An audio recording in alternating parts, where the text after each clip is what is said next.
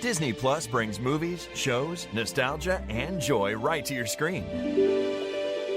This podcast brings reactions, recaps, discussions, and interviews right to your mouse ears. Scott Murray, Regina Davis, and Nathan Chick are here to enhance your Disney Plus experience and take your Disney fandom to a new level. Welcome to the Disney Plus Streamcast.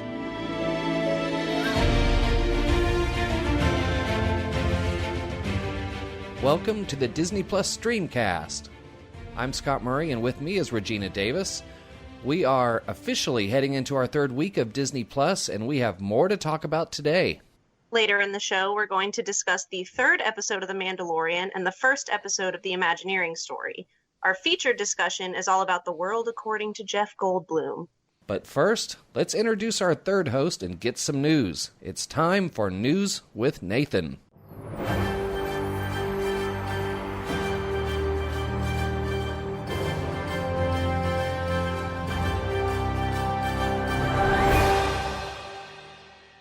Hello, Scott. Hello, Regina. How are you both doing? Very good. Good. Excellent, excellent. It's a big old weekend for Walt Disney Animation. Frozen 2 came out on Friday, and it's been a bit of a barn burner. So it opened to $127 million domestic debut, took $223 million overseas. That's $350 million, which is, I believe, the largest day-and-date global animated debut in history. It's had the biggest weekend ever, or opening weekend ever for Walt Disney Animation, and it set a November record for animated movies as well. Third best start for an animated film behind Incredibles 2 and Finding Dory. It's Pixar stablemates. Disney's thrilled. They reckon it's going to go on to do about $1 billion for them by Christmas. Certainly, the merch is everywhere. The reviews are in, and people are really, really digging it. I haven't seen it yet. I had a couple of friends who went to see it and said, you know what, you got to check it out, if only for like there's an 80s montage bit midway through. And we absolutely loved it. They said the songs aren't quite as memorable as Let It Go, but because they're not quite as memorable and, dare I say, aggressive, you're probably going to enjoy the movie more because everything's not just dominated by that one performance. And it's less about the star power of Idina Menzel and Kristen Bell and more about just great characterization and a really great story. Are you guys going to go see that? You know, I don't know if I'm going to go see it in theaters, but I will promptly see it later on. I sat on the first one for ages and ages. I ended up really liking it. But the trailers just did not get me this time. I don't know what happened. I mean, I'm still going to watch it just to be a cultured person. But I'm really not going into it with any particular expectations. But hearing that they're sort of focusing maybe a little bit less on the musical aspect of it, maybe I'll enjoy it more. Yeah, I'm in the same boat. I did see the first one in theaters. I remember liking it. It feels like that was ages ago. Maybe it wasn't. But I'm not in any hurry to see it, so I'm probably in the similar boat where if it pops up on Disney Plus, which I'm sure it will at some point in time, I'm probably more likely to see it then than I am going to the theaters to see it. You know, I was really on the fence about it because as much as I liked that first movie, Let It Go just permeate your consciousness when you think about Frozen. And, that gets a bit much. But I watched on Disney Plus, of course, Olaf's Frozen Adventure over the weekend, and I hadn't seen it yet, and oh my gosh, I was loving it. So it kind of put me in the mood. I don't know that I'm going to run out and see it right now, but I think it's definitely on the list. Now, I know we don't really talk about speculation on this, we don't like to, but this is everywhere, and so I figure it's worth talking about. If you go to, I want to say Blog Mickey, which is, Disney park fan site, blogmickey.com. They've got pictures, and this has all been corroborated by theforce.net as well, of SUV-sized X-Wing drones stationed in a cast parking lot outside of Disney's Hollywood Studios. Now, apparently they've been testing these for a bit. The Disney parks actually had a permit granted by the FAA a few years ago for drone usage over their parks. So, people were always expecting something, but nothing quite like this. The pictures were absolutely breathtaking. They look absolutely fantastic. Probably nothing you're going to see released to the public. They're expecting that it's just going to be used for the Rise of the Resistance media event when that new ride opens at Galaxy's Edge. They've done other things similar when they've done Disneyland. Whenever Galaxy's Edge opened, they had a stunt show featuring a battle. Whenever it opened at Walt Disney World, they had Hondo from Star Wars Rebels walking around in character, talking to people for the media. So probably just a flyover for that. That's what we're expecting. But I've got to be honest, even if we don't get to see it, even if we're not invited to that, and hope springs eternal, but we're not holding our breath. Amidst all the stuff that's going on in the world today, we live in a world where Elon Musk just gave us a car at a Blade Runner, and we have X-Wing drones flying above us. Tell me these aren't the greatest days. It is, in fact, a good time to be alive. This is the type of thing we always talk about immersion when we talk about Disney, but this is one of those things that would take my breath away. Like, I don't even know if my body could handle it, It's interesting to think about this because I was just recently at Galaxy's Edge for the first time. There are moments to, I guess, help the immersion where you hear the sounds, just the sounds of TIE fighters flying over. And I remember thinking, I wonder if they could come up with a way, maybe through drones or something, to actually have things flying over Galaxy's Edge where you wouldn't have to have just the sound effect. You literally could look up and see things flying over. And that's why when I saw this, I thought, oh, well, there you go. They're doing it. So I wouldn't be surprised if they use it for more than just the Rise of the Resistance media event, because I think it would definitely add to the immersion if you had X-Wings flying over every once in a while. Now, I think those X-Wings obviously are going to have to look like X-Wings and not like, model drones, and you'd probably have to have them flying at a certain height, so the size seems to make sense based on, how far up they are. Well, if there's anybody that can figure out how to make that happen, it's Imagineers. I'm throwing this out there. They can have this idea for free. I don't need paying for this. Amazon, we know, is talking about drone delivery for the longest time. X-Wing drone delivery? Bring me my detergent, bring me my cat food and whatever video games I want via X-Wing. $200 a year, it's yours. Prime Video all the way, everything Amazon all the way. If we ever do get that far, oh my gosh, I'll order stuff just to get the drones by. This is a good idea. We're on to something. Oh, seriously, call Jeff Bezos. I think we have him on speed dial somewhere, right? Well, I'm sure he already listens to the show. Come on. I mean, Who doesn't? Yeah. Everyone who's anyone listens to this show. So let's talk merch for a minute, because I love my merch. Especially, we're going to talk Funkos for a hot second. Amazon has a new series of Avengers Funkos coming out. Pre-orders already out. They come out every other month from January, and it's the 6 main Avengers from the 2014 Avengers movie. So, if you like your Scarlet Witch, sorry, out of luck. Maybe next time. Starts off with Tony Stark in his Iron Man outfit. And they all kind of join up together. The bases interlock, and they form a 12-inch diameter set of the first time they actually assembled in the circle in downtown New York. They're currently the pre-order is currently out for Tony Stark for $20. So you'll lay down $120 all told by the time you have the set. As I say, it's him. He's got his repulsors going with the plume of smoke underneath, and there's silhouettes of the other ones out there as well, again all on their sort of textured bases that all lock together. So if you're Avengers fans, maybe have a look at those.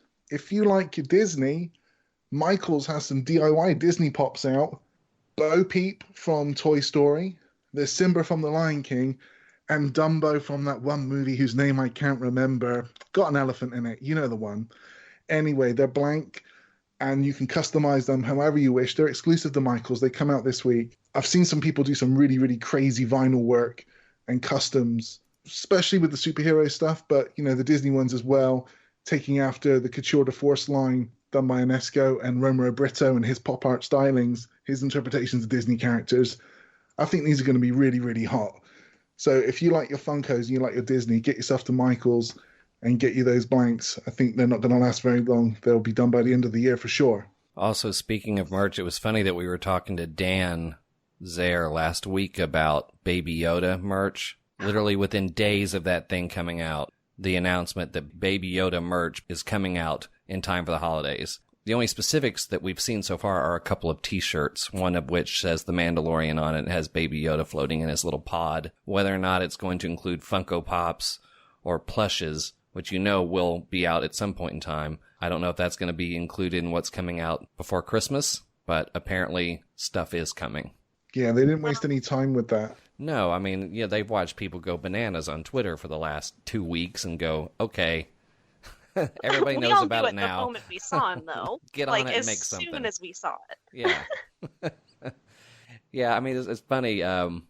Poor Dan. I texted him the other day because we heard from a listener who corrected him and his information this past week. And that's one of the many advantages of geeky listeners is if you don't get it right, they're going to tell you what you got wrong. Who sent a message to me and said that the Battle of Jakku is 1 year after Return of the Jedi. So Mandalorian is 5, so the show is 4 years after, not 3. So I told Dan, and Dan said, well, you know, I can also blame IGN because I got that information off their article, so that means they would have gotten it wrong too. So between that and saying, oh yeah, there's probably not any new Baby Yoda merch coming anytime soon, and then sure enough, you know, because it's possible, you know, what he was talking about, they might have been, you know, they did have to keep that extremely secret, so you couldn't have any merchandise even imaged anywhere that was coming because somebody would grab it, find it, and show it.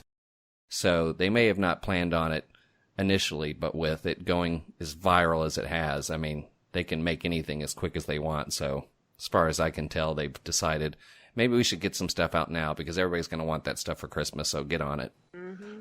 Oh yeah, for real. I mean, the Black Series Mandalorian toys, when they came out, or action figures, I should say, they hit the shelf and they were gone just as quick. They're so scarce in the wild. There's not a lot to be seen. I go out hunting for those things every week to see what's about, not wanting to pay scalper prices.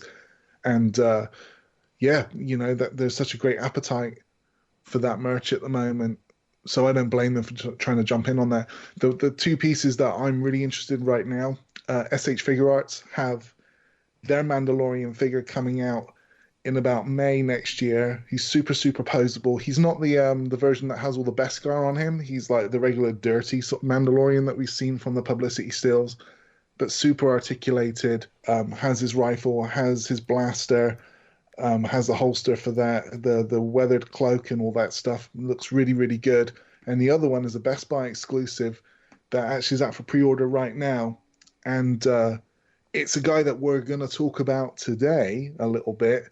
It's Paz Vizsla, which is the heavy infantry Mandalorian figure that has the giant blaster and the like the Gatling gun style blaster with the blue armor. He's a Best Buy exclusive, and he's out for about $30 on pre-order right now. He looks the business.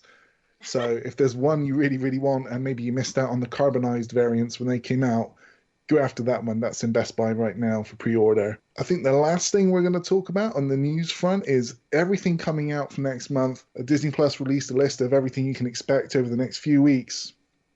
Starting off on the 27th, Little Mermaid Live, and the 29th, we're going to get Coco, as well as the next chapter of Mandalorian and all the rest of their originals.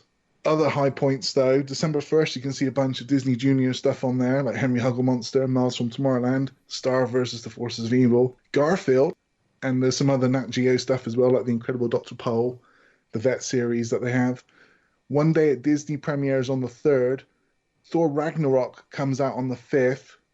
December 11th, Alice Through the Looking Glass. And getting towards Christmas, December 20th, George of the Jungle 2, and the 26th, Star Wars Last Jedi. So there's a couple of goodies there to look forward to, I think. Especially Coco. Coco's the bomb. You know, I haven't seen it because everybody told me how much it's going to make me cry, and I don't like that. But I think if it's on Disney Plus, I'm going to have to. It's going to be one of those whenever we say we've got to watch something we've never seen. Yeah, it's a choker to be sure. It inhabits that same sort of emotional spaces up. I mean, we've talked about it before when we talked about our most favorite like Pixar movies. And coming from the other side of the pond, I don't have the greatest of understanding of Latino culture, and obviously we're steeped in it around here. So to kind of have that as like a crash course and kind of experience some of the traditions, but also get it through that Pixar lens. Oh God, I mean, yeah, I just died. It was fantastic. That's awesome. How do we feel about the live version of The Little Mermaid? I've skipped pretty much all of those, Mhm.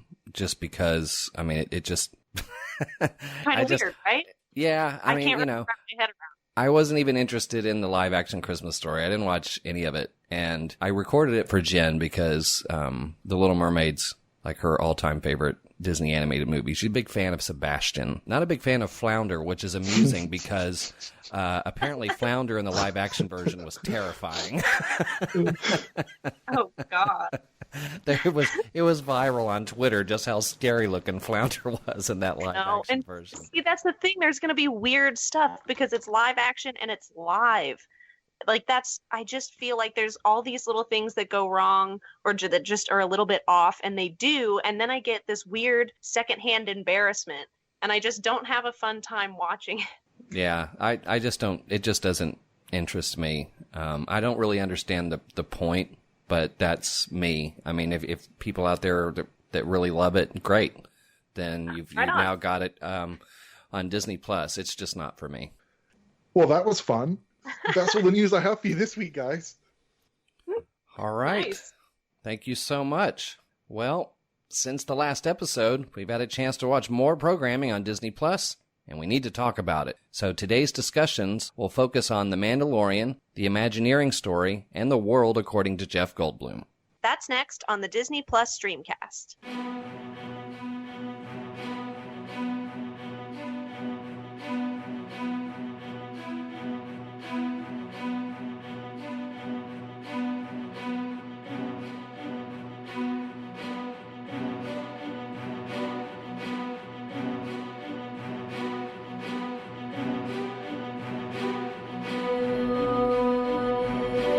One of the things we like to do on this show is share your thoughts about the Disney Plus programming.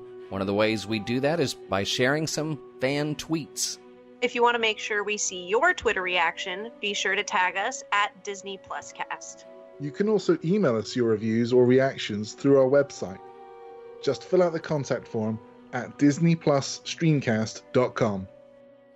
All right, well, let's dive into some programs that we've had a chance to watch since the last show. We obviously have to start with The Mandalorian. We've been immersed in that the first couple of shows. There seemed to be some anticipation for this third one. We figured this third one was going to go next level now that he had made his way, he could put his ship back together and got off the planet.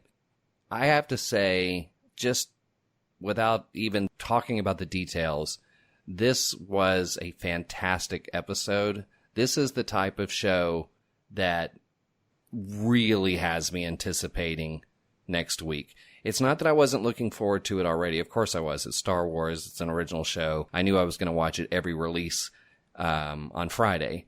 But this one has me like, okay, damn it.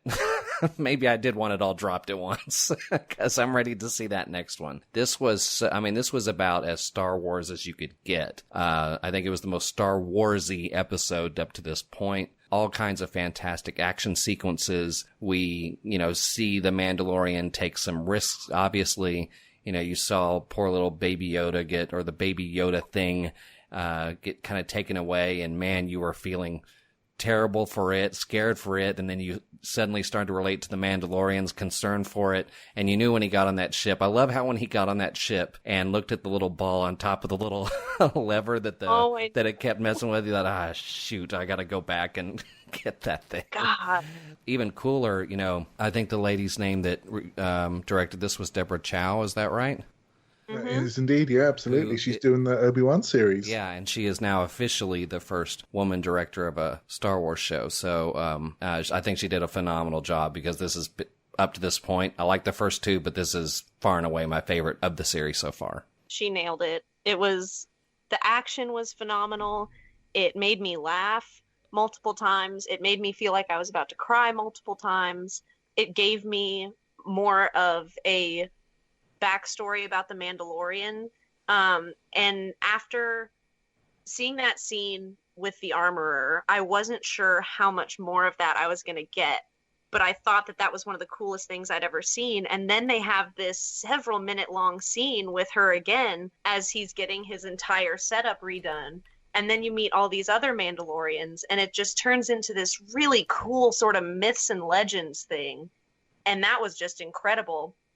And then, you know, in the end, when you see all of those Mandalorians kind of come out of hiding, even though that means that they're going to have to relocate to another planet. But, you know, this is the way. It's just, like you said, some of the most Star Wars feel that I've gotten in a while. I watched it twice. Me too. The first time I watched it, well, I had time to watch it twice because those episodes are short, man. They're real short.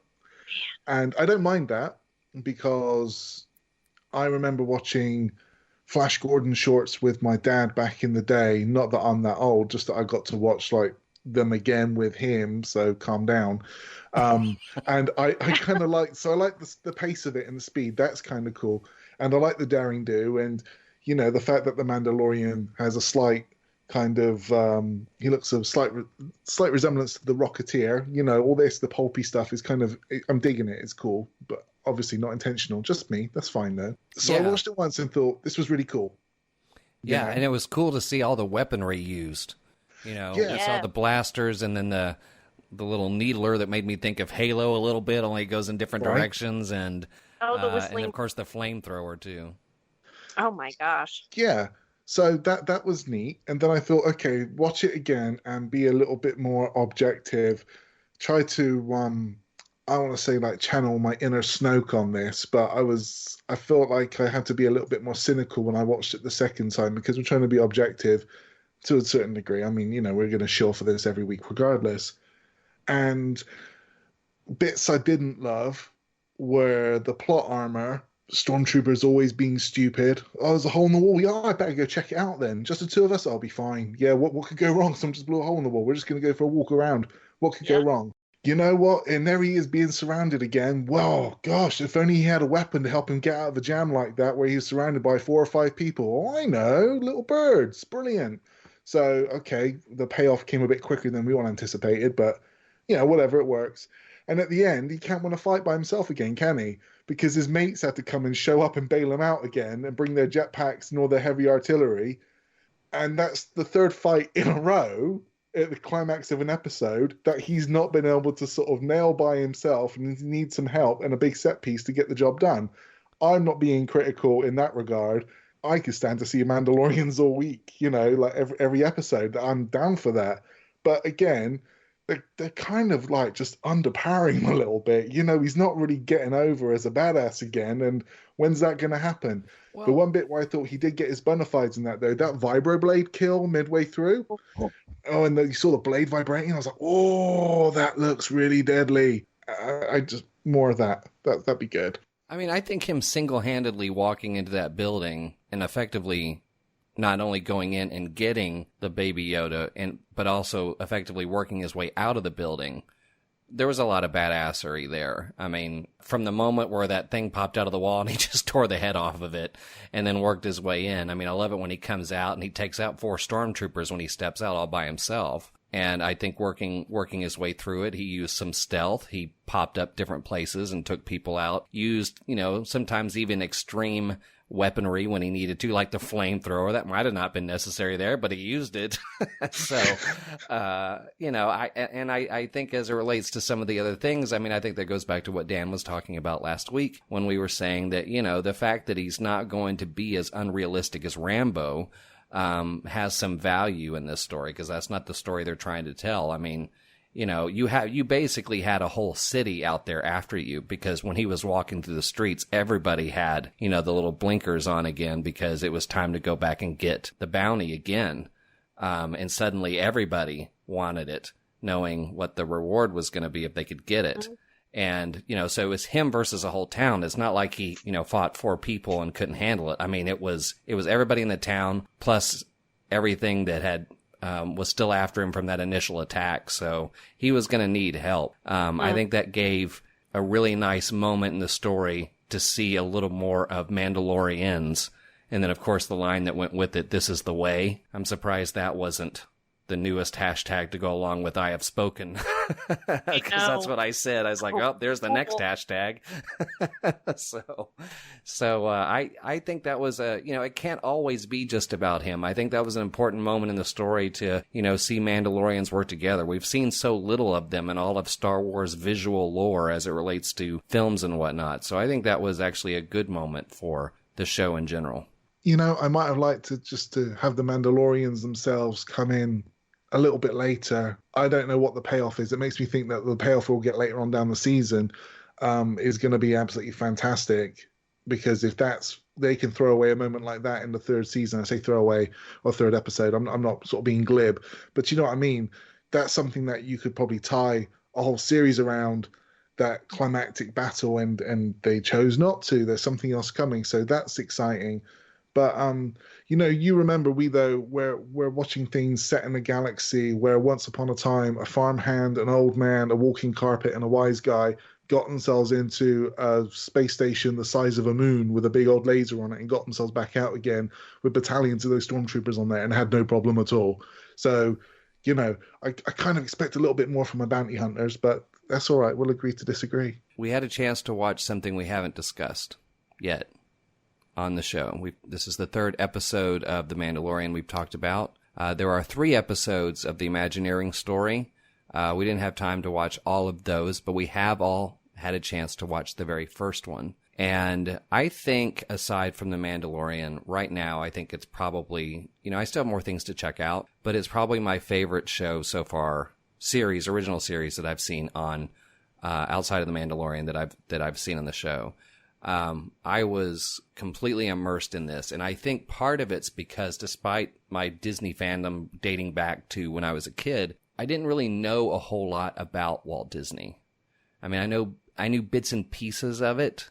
I knew obviously what a visionary he was, and then the risk, the fact that he took risks to make things, whether it be movies or animation or theme parks, but I didn't know all this other stuff about why he decided to make a theme park and why he chose Anaheim. And then I never had really thought about, what it was like to drop something like that into a piece of land at that time, when theme parks weren't necessarily, an in thing like they are now. What a risk that was, and why somebody like him decided to do that. I mean, he was a guy that had his own kind of animation company. It's not like having a franchise like Star Wars or Harry Potter and saying we're going to dedicate a whole theme to this. He just decided, after seeing his daughter enjoy herself, or kids enjoy themselves on a merry-go-round while adults kind of hung out, he just thought, wouldn't it be nice to have a theme park where the whole family could enjoy things together? It was crazy watching them build this, the footage of them building this, and watching what they had to do to pull off all these different elements, considering I was just there a few weeks ago. Knowing what it looks like now, and seeing Anaheim back at that time, and then just this land where Disneyland didn't even exist yet. And I think the other thing that was kind of fascinating was, gosh, that first day. I mean, wow. My gosh. I mean, where you're having to decide what component of the water and plumbing you wanted to have work, because you can only have one: water fountains or toilets.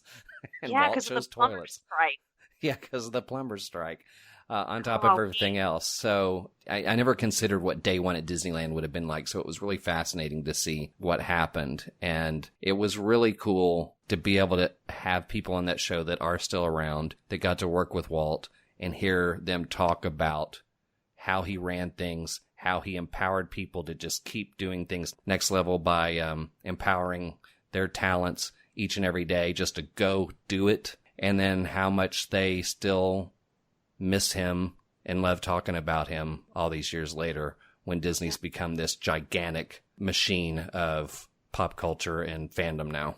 I never really knew how much of a struggle all this was until I watched this episode. Because like you said, I mean, just that first day, there were so many problems. The Mark Twain got overcrowded and started to sink. Yeah, right. Like, are you kidding me?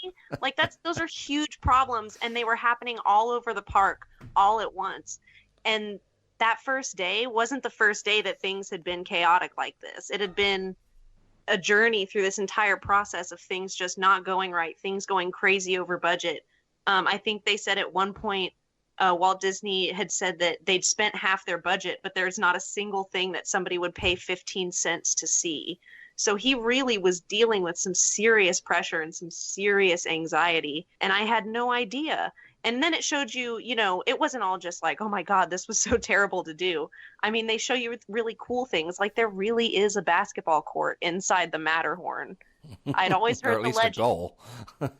Yeah, but I loved it.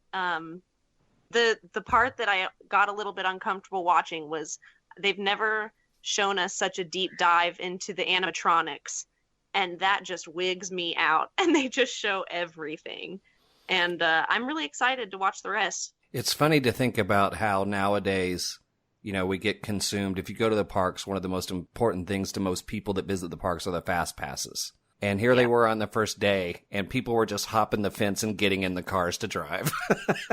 So I was like, they had no line control for those little cars. People just ran and darn near pulled people out of the cars and got in them and drove them. Those little cars that they had going around the Autopia track. Yeah. So yeah, that footage was nuts. I say Autopia, Jungle Cruise, the Matterhorn, just the faces, all these people just packing that park and just loving being there and the experience. I know the critics came back afterwards and said that, it was too busy and whatever.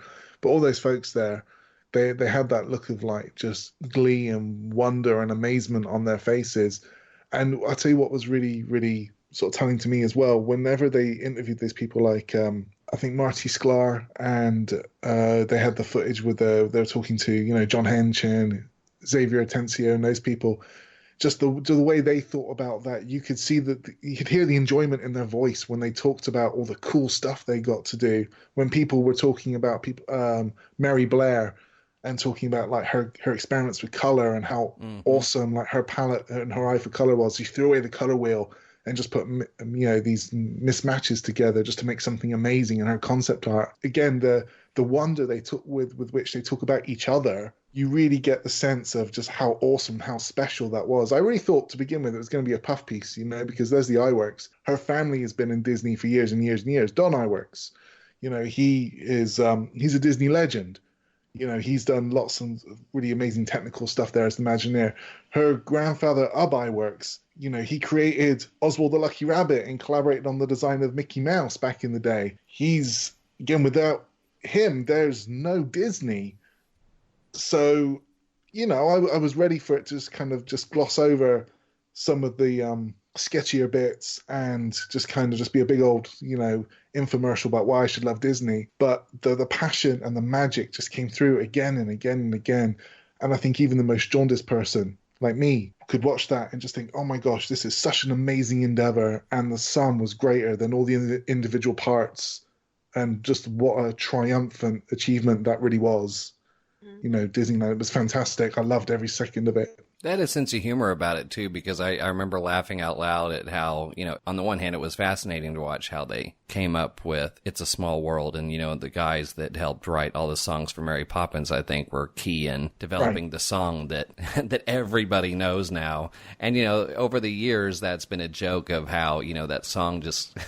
You were talking about Let It Go earlier. It's like there's jokes now of how, oh my God, that song again. And it was funny that one of the guys said, yeah, after we made this, we now have several people that want to hug us for it and shoot us for it. So, in fact, I remember one of the early stand-up routines I saw Jeff Dunham do had Walter talking about going to Disneyland with his wife. And he goes, did you like Disneyland? He goes, yeah, I like Disneyland, except for that stupid It's a Small World ride. And then he just said, nah, nah, nah, nah, nah, shut the hell up. So I think that's the sort of thing he was talking about. So it was really funny to hear that they could even have a sense of humor about people's reactions to things. So one of the things that we've been talking about on the show for a while, as far as, this will be interesting outside of, the obvious things, some of which we've already covered, is The World According to Jeff Goldblum, because we knew it was going to be a documentary series. Obviously, Jeff Goldblum is one of these people who's kind of known for his quirkiness, and we figured, okay, that's going to be an interesting guy to watch lead a documentary series. And then when you looked at how they were going to kind of frame it, that it was going to be things that you just kind of know but don't really stop and think about. Well, Jeff Goldblum is going to stop and think about it and explore it. And in these first 2 episodes, we saw him explore the world of shoes. And then in the second episode, we saw him explore the world of ice cream. So again, simple things that we kind of take for granted. People about go and buy shoes, and people go out and eat ice cream and probably don't necessarily think 2 things about it. So we're going to talk a little bit about these first 2 shows. But before we get to that, I want to read some Twitter reactions. The first one I have here is from Dalen Knight at Dalen Knight, saying, watching the world according to Jeff Goldblum, and these people are crazy. LOL, I hate spending $30 on a pair of shoes. LOL, because we saw these people spend some serious money on shoes. So the next tweet is from Catnip Evergreen, and she says, the first episode, him sniffing shoes, quality content, just what I expected from his perspective. And I feel the exact same way. I sort of knew the kind of vibe it was going to have, and they delivered. This one's from Shannon Denise at Shannon D. Awesome. Watching the world according to Jeff Goldblum, and all I want is a hug from Jeff. Hashtag Disney Plus, hashtag the world according to Jeff Goldblum. And I got to be honest, Shannon, if you're around and he's around, he'll probably give you one. Yeah, he seems like a hugger. So. Oh, yeah. True. This is from Manuela at Manuela Casuto.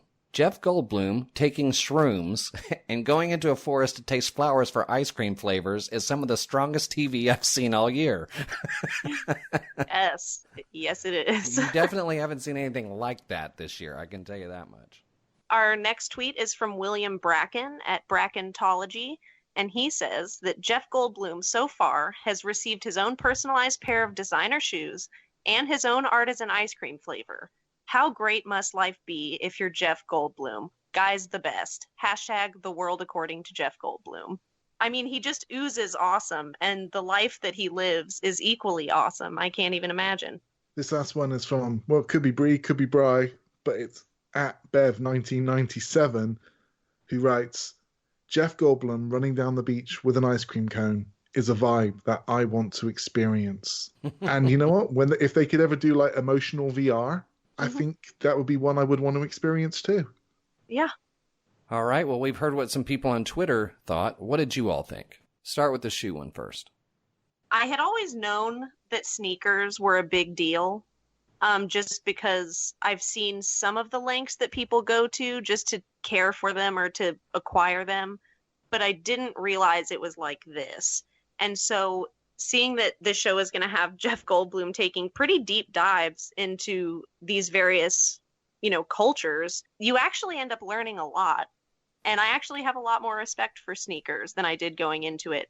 And it's also just one of the sexiest educational shows I've ever watched. He purrs like a cat 30 seconds into the show. I mean, come on. It's just all so cool. But seriously, SneakerCon, I had no idea. That's so next level. And he takes things that, seem pretty mundane, but he's not some sort of like disconnected narrator. He seems genuinely moved by, the nuances of the things he's learning about. And that really applied to something as simple as sneakers. I've got my first taste of sneaker culture earlier this year when I tried to get a pair of those Donovan Mitchell shoes. I guess Donovan Mitchell, he's NBA player, he's called the Spider, and so they did a bunch of Spider-Man inspired sneakers, that kind of, they ape the colorway for it. And, going to like Foot Locker and saying like, hey, have you got a pair of the Iron Spider shoes? Like, oh no, they've been sold out forever. What? No way, I just read about them. No, they've been sold out forever. They go for like hundreds on like the internet. Like, okay, what about the Venom ones? No, we're sold out of those too. All right. And then the other day, trying to look at the G-Dragon from Big Bang, because I kind of like K-pop a little bit, don't tell anyone. He had a limited pair of Air Force Ones come out. I'm like, oh yeah, cool, I'll see about those. $200. All right, I'll try for that. No, already sold out, they're gone, and then they go for hundreds online. And you're like, what is going on with this? And so to sort of see behind that lens, I'm not sure I still get it. In much the same way I don't really, well, I know I collect action figures, and I get that. Sneakers I don't get yet, but I can't throw any shade because, I'm a collector. But I'll tell you the bit that I loved about that, not only the insight behind the collecting aspect of it, because we share some of the same DNA, but whenever he's wearing the special headset and he's emoting and he's conveying those different emotions, where he's talking about Yeah. joy and things like that, and just the faces he's making, like I was rolling, I was loving it, like oh my god. And like the fact that like the computer's off the charts, like yep, that's joy, you got it. That like I was like, my god, that's fantastic. Like, who knew? Did you know? I had no idea. Nope. Sports science. Oh my gosh, I had no idea it was just so granular. Big fan of that episode. And I like that one a lot more than the ice cream one, must be said. Okay. Uh-oh. Here we go. I thought the most interesting part of the episode was the shoe convention, just because it really was an eye-opener as to what shoes have become over the last few years. And like Regina said, I didn't know that thing existed either. And I sure didn't know that people made so much money or were willing to spend so much money, thousands and thousands of dollars on shoes. And they even asked, Jeff asked one of the guys, why? The guy compared it to collecting baseball cards, and I'm still kind of missing that connection. I don't know. It just seems like they serve two different purposes. Maybe baseball cards isn't the most effective way to do it. Because to me, it's just kind of in that realm of what's really important to you, because there are people even in the geek space. There's those of us who are more than happy to go to Target and spend $12.50 or $8.50 on an action figure, but maybe not go to a collector's auction and spend, thousands on a statue. But some people are, because it means that much to them. And it was just fascinating to see, just how much shoes meant to these people. And I think after that, I was a lot less interested in this show. The technology thing was interesting, but I'm not surprised by that. Just because I see ads all the time, one shoe company trying to explain to the other, how theirs is more comfortable, how much it gives you more flexibility, how it's better on the basketball court, all those things. And I know there's tons of technology that goes into that. Standing around and talking to the guys at the basketball court, okay, the guy that has the YouTube channel and unboxes things, kind of interesting, but I thought it lost a little bit of steam there. And you really have to kind of really like the way Jeff Goldblum does things, because I think he kind of gets lost in his own unique way of saying things, because it's almost like he's trying too hard sometimes to be quirky. And he goes on these little rants, and we all just kind of have to sit and watch it until they cut to the next thing. I found that kind of dragging the program a little bit. I don't know that I was as immersed in it as I wanted to be, but I was fascinated by the convention, just because that to me was something I knew nothing about and had a much harder time believing than anything else we saw in the program. Do we think Jeff Goldblum has always been that quirky, or is that an affectation that being famous has let him have, or has he had it and had to like keep it like kind of below the waterline for so long, but now he's famous and he's like, idolized, he can be as quirky as he wants? Yeah, I don't know. I think that's a good question. I mean, I do think there's parts of him that, are absolutely that genuinely quirky, no doubt about it, because I've seen him talk, just have conversations, and there's a lot of consistency there. But now he's kind of the centerpiece, and I know that, they've probably told him, you just be Jeff. You just be Jeff on this show.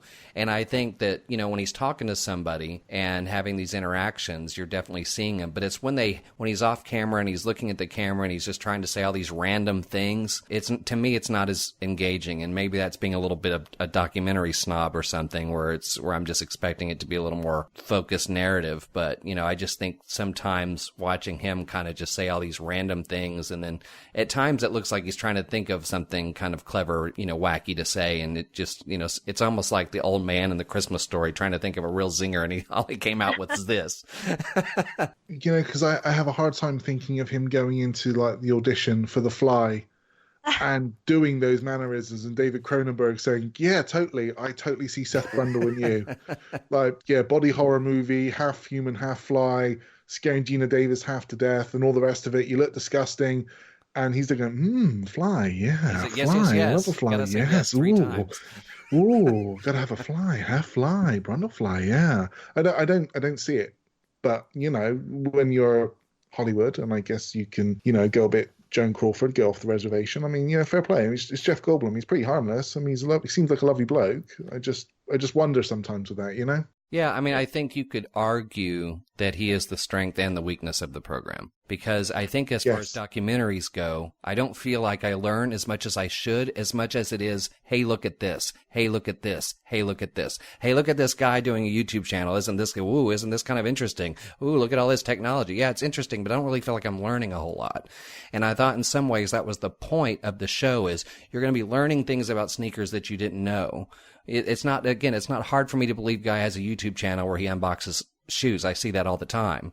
It's not weird to me that a company has all this high-tech technology to watch how people walk, run, and can customize the shoes, or the fact that a guy can customize shoes. I see people who customize shoes on Etsy all the time. Now, granted, they're not making the money that dude is, but that doesn't surprise me. I don't feel like I'm necessarily learning anything about the shoe, and I thought to some degree that's what we were going to get, because Jeff was going to ask those questions we generally don't ask ourselves. In the beginning, I felt that's what we were getting, because we were seeing, the shoe went from something that you just put on your feet to a big old business that people are just nutty passionate about. Was probably the most interesting thing of the whole thing. So the second episode on ice cream, I felt the exact same way. It had some moments where I thought it was interesting, and then we spend all this time with this unique guy and Jeff out in the woods, and I don't think I enjoyed this one any more than the first one for the same reasons. The only thing I will say is I thought it was interesting to see how ice cream started, because I had wondered, how long had it been around and how did it evolve? That was interesting. And wow, do you guys think you would go see this guy's ice cream parlor and want to go try something like bone marrow ice cream? Hell no. I'm just curious. God, I legit wanted to slap him. Yeah, I was physically angry. Or when I was crickets in your ice cream? No. And see, I'm not even really a huge ice cream person anyway, so this episode lost me on that a little bit, but it was interesting. And, Jeff Goldblum is weird, but I'm somebody who can sit there and watch how it's made for 16 hours straight, so I really don't mind the pace on this one. Mm-hmm. But seeing those really gross ice cream flavors, I just don't understand the appeal. And I didn't even know that was something that existed. But I think maybe I'm sort of oversimplifying ice cream in general. I didn't realize that there was so much that went into it, because I sort of thought that most ice cream just kind of tastes the same. But I think maybe I'm going to start giving some things another try. I really did love the part of the episode where he was hanging out with Ben and Jerry. I thought that was pretty interesting. I thought it was interesting learning that ice cream socials are a big thing on aircraft carriers. Yeah, that was, oh man, that was fascinating. I enjoyed the romp through his past when he was talking about, having ice cream in Pittsburgh. Whenever he sort of makes it a bit more autobiographical, I like that, because, as I say, I think he's genuinely an interesting guy, and I like his body of work, so I'm really interested to see where he came from. So, those little pictures, the pictures of little Jeff in black and white, I think they're adorable, and I love all that. But I knew a very little bit about that ice cream place beforehand, because they've been raved about in foodie circles for a long time. Salt and Straw is known as some of the nation's best ice cream, allegedly. And these are for the same people, though, who are super into like molecular gastronomy and, food scenes. So it's going to be a little bit fatty. But those dudes have been done really well for themselves up in Portland originally. And you're not surprised that it's Portland. Nope. And again, no shade, but I wasn't surprised. But yeah, I like ice cream. I'm a chunky dude. I love me some ice cream. Anything that kind of puts me off what is probably my blood type. Like, seriously, my blood type is probably butter pecan. I will tell you, I am a chunky dude. I love me some ice cream. That thing kind of put me off it. I was looking, I'm like, no, I can't have that ever again. The thought of like that dude talking about the blood and his ice cream and the bone marrow and the ice cream, and it's like, that's not ice cream. That's like what you do to people when you were younger, and like you put a bunch of junk in a blender and say, drink this, it's the induction or initiation to our secret club, and it's like mud and spaghetti and whatever else. That's what that reminded me of. And so when they're going out like licking lichen, I'm like, yeah, that'd be great for an ice cream. I wouldn't. No, I wouldn't. And at that point, Jeff and his pretentiousness lost me. I was like, okay, I'm over your dumb ice cream. I don't want it. I'm not interested. That was upsetting. It's almost like Tom Hanks in Big after he tries caviar and goes, "Can I just have a milkshake or something?" Right. Because that's what I would see myself doing. Is like he's got all these extravagant things, all this crap he's putting in there, and I could go, "Can I just have mint chocolate chip?" I mean, I'll be happy. Trust me. Do you have that? There's a line. You know, they do have some regular flavors there that people just love them, like almond brittle and salted ganache, and they have like a gooey brownie one. They have a pear and blue cheese one. I love pear and blue cheese. I'd try that in an ice cream, but the rest of it, like, dude, okay. I mean, I do give him credit from the standpoint of, look, you know, to succeed in business, sometimes you have to take risks. Sometimes you have to do something that's going to make you stand out. And because, you know, like we're pointing out right now, everybody's going to have the flavors that everybody knows. So why am I going to go to your place instead of the one down the street? Well, because I'm going to have some whacked out stuff that you can't try anywhere else. And I think that's obviously going to appeal to enough people to where not only does it keep you in business, but you get featured on documentaries like this. So I will give him credit for that. And if people are eating it, well, then what do I know? Who cares if I don't like it or not interested in it? There are a lot of people that are, and I have even seen people here in the Dallas-Fort Worth area that have done some unique things with ice cream. It's usually the way it's made or it's how the mixture's done or what they put in it, but usually it's also things you would expect to have into ice cream. It's not crickets or, you know, other weird things, but that's, you know, there's all kinds of businesses out there like that are putting wild things in cheeseburgers and sandwiches and stuff. I mean, I put it up there with, you know, these people that'll go and go buy a cheeseburger that's, you know, the size of somebody's arm and has 2 billion calories in it and 25 tons of saturated fat, and they eat it. I will give the guy credit for coming up with something that is obviously very different from what most other people are doing, and the fact that he's got people that are interested in eating it. So, I mean, and if it makes money, it continues to make money, he'd be dumb to stop doing it. Yep. And if it works, it's not dumb. Yep. Case in point, it's a Disney Plus Dreamcast. The show is starring Jeff Goldblum, and we're talking about ice cream. So there you go. Mission accomplished. Mission, yeah, absolutely. Fair play to that guy. Yeah, and you know, I appreciate people talking about their memories. I don't necessarily consider ice cream nostalgic. And the reason why I don't consider it nostalgic is because I'm still doing it. The only thing that was nostalgic about ice cream for me was remembering going out to the curve of my house because I knew the ice cream truck was coming. You know, you think about Eddie Murphy's old routine about the ice cream truck and how the kids are running down the street chasing after the ice cream guy. I mean, that's the way it was. I mean, you heard that music and you're like, you froze and ran out there to get ice cream. And there's still an ice cream man that comes by our neighborhood, and I hear it and I think about that. But I mean, as far as eating ice cream myself, I've never really enjoyed ice cream and thought, this reminds me of childhood. But maybe that's just me. But I have so many other things that are nostalgic. Ice cream is not one of them. And I think it's because I've been able to continue to enjoy it the exact same way, with the exception of the ice cream truck.